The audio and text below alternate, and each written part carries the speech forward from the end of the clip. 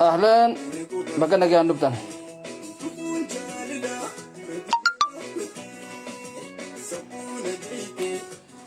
ini kan era hinture ya ada toko-toko kan nenek tuh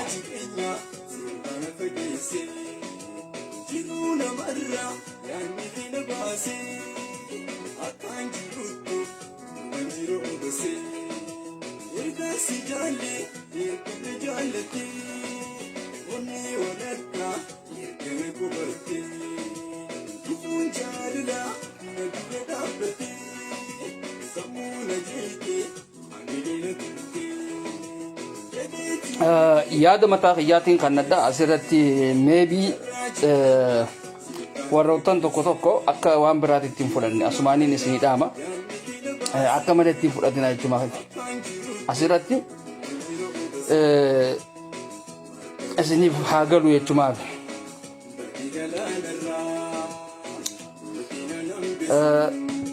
asirratti dhaabna YouTube isaa seentanii subscribe godhuu fi dandeessanii wal guddisuun aadaa haa ta'u jechuudha ammas viidiyoo namaatiif kana uga fuutan linkii wajji fuudhaatii linkii abbichaa san gadhiisa nama san guddisa linkii qofa fuutanii hin fiiginaadhaan okay maaliif oromoo guddisuu danda'uudha qaba fakkeenya akka Somaaleedhaa akka uummata birootiif kana akka deemuu danda'uudha qabdan okay so yeah kanaaf gama yaadaatitti deebina artist Kadir Martuudha sirba dhiisuusaa namoonni beeytanii keessattuu oromoonis ni beeyti warroottan birootillee ni beekan naawi baga nagaan dhufte oromoon hundinuu ni beeyti oromoo miti nyaapni illee ni beeka nyaapha hoggaan isin jedhu beekaatiin wanni san godhe maaliif yeroo hedduu rakkadhe Facebook narratti dam godhan peejiileen kiyya daadhaadhee wanni ta'ee jira Facebookan maqaa kiyyaan baname hedduudhaan arge keessattuu naqabaas ka jedhu hedduudhaan arge hedduu maaliif akka ta'e naaf hin galu so almuhim kara dubbiidhaatitti deemna asirratti harargeedhaas qeequudhaan fedha asirratti maaliif manni keenya kun hedduu akka malee uummata rafaadha asirratti qeeqamuudha qabdan maaliif isiniin qeeqaan waan hin qaburraa waan isiniin jiru isiniin hin jaa kun waan jiraate jechuudha gama biraa artist Kadir Martu sirba dhiisee jira yes dhiisee jira sirba dhiisuun isaaf karaa gaarii filatee jira amantii isaatiin akka waliin faalleessine amantuma tiyyaatiitu irra na baasaa jee amantii isaa filatee jira rabbi karaarra si haa kaa'u rabbi irraa simmeeysinii jennaani du'aa goonaaf obboleessa keenya qaaliidhaaf kabajamaadhaaf ammoo asirratti waan tokkoon siima Kadir waan tokkoon siima oromoon nama dogoggora oromoodhaa fudhattee yookaan waa'ee waboo haa ta'u fedhu waan fedhe haa ta'u yeroo isaan oromoodhaa sagalee tahii maal tahii jaanii isteejii irratti ol si baasan hin dhufin hin dhihaatin takkittiin siidhaamu tan siigalee salaanni salaata ni balleessaa jennaan ni balleessaa jenamichi siigalee kanaaf akkasii wanni ati gootu akka nam tokkootitti akka obboleessaatitti wanni ni siidhaamu wanni god let's block him beekesa yalaan abuuk so wanni isin gootan wanni Kadir Martu godhu waan akkasiitira fagaadhuun sin jaa kun yaada mataa kiyyaati minaalbaat booda yoo achirratti ol baate isin beeku Oromoon tun nama sobdii lakkii nama hin qabnu nama sagalee nuu ta'uu hin qabnu nama isteejii irratti akka keetii kanatti sagalee qabu hin jiru jechuudhaan siyaamuutu mala kanammoo ati diduu qabda tan hoggaanin sin ja'u yeroo keessattuu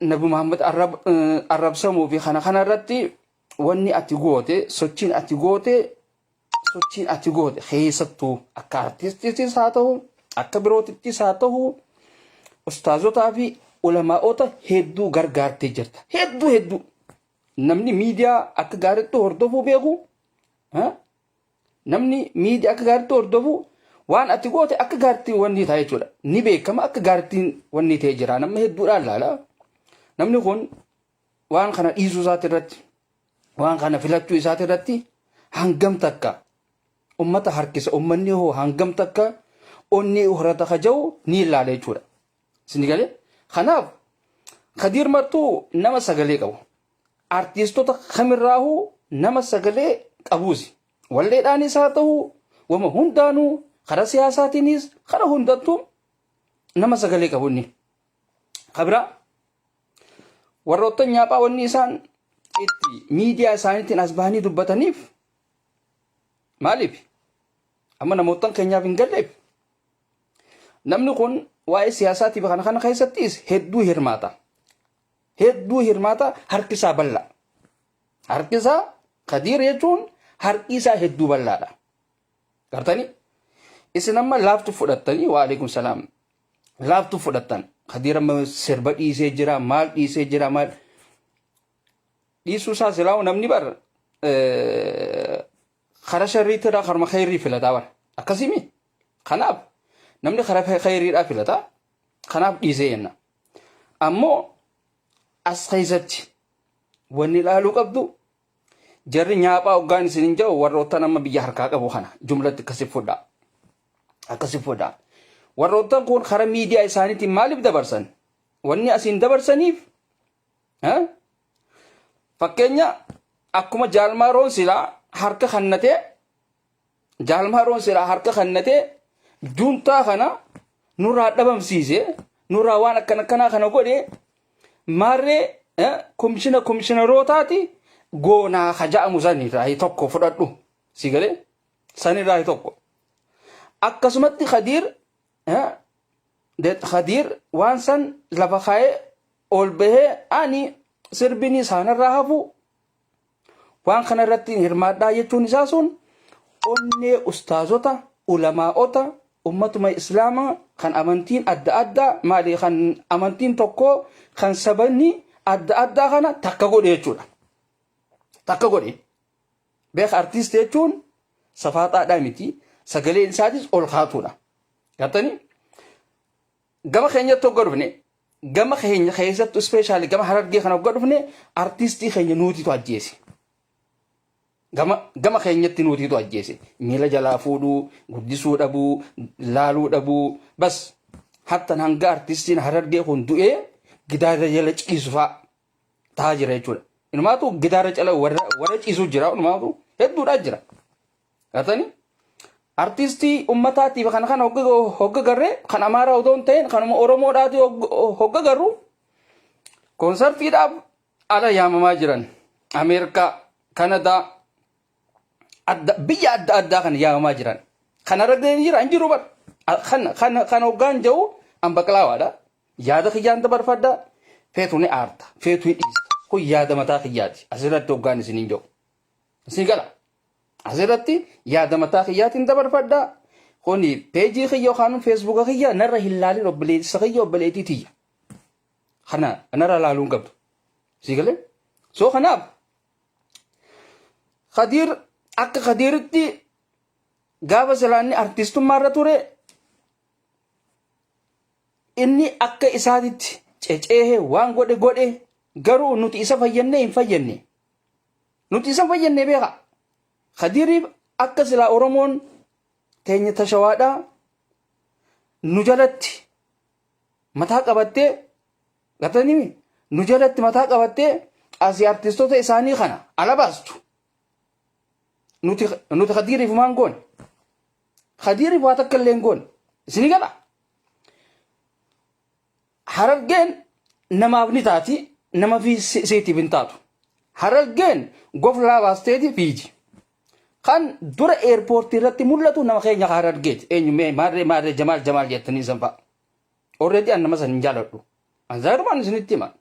Nama naan taane hin taane hin jaan. Nama naaf hin taane jee namoonni yoo irraa.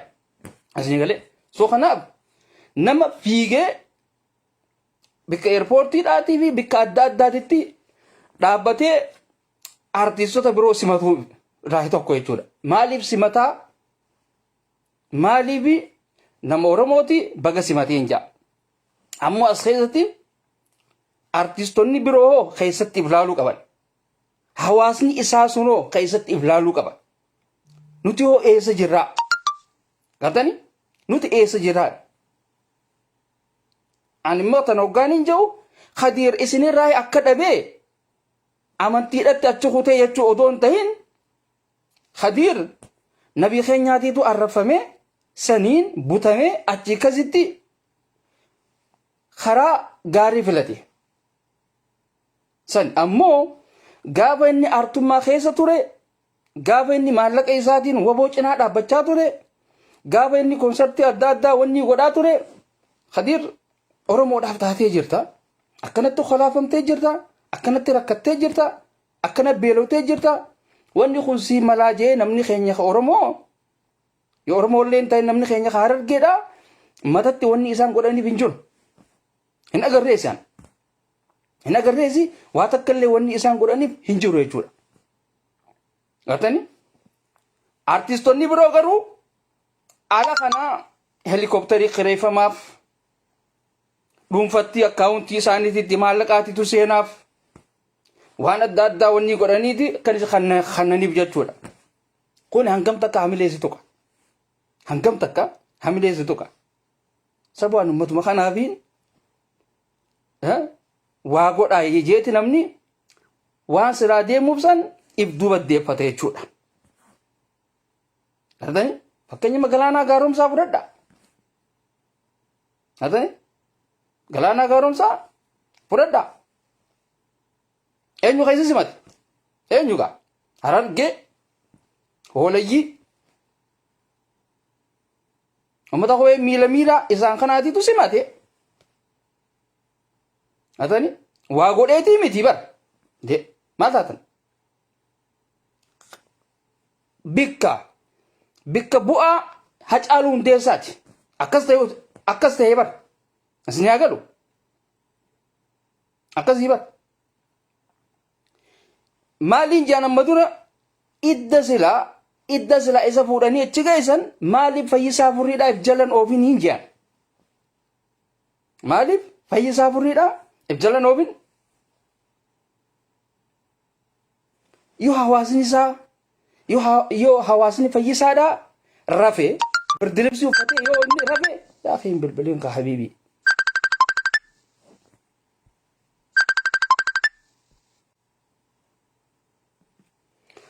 Dhiifama. Ilaalcha gantummaa maarree gantummaa dhaabbadha. Isin ijoolleen teenya taa'ee isin diqaaloo taati. Diqaalaa if hin beene gartanii uummata miila gantummaadha fudhadhu haadha keetiif himi.